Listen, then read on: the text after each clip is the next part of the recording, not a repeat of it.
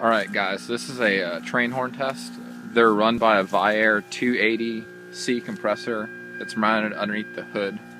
I have my switches right there. That's compressor, light bar, and that's for the horn activation.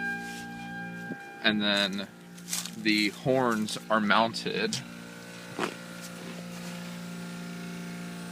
up underneath in the spare tire. And those are the two other horns right there.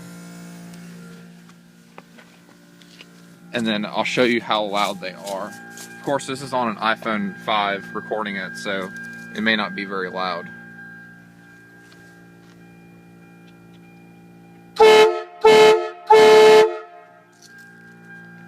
And that was the train horns.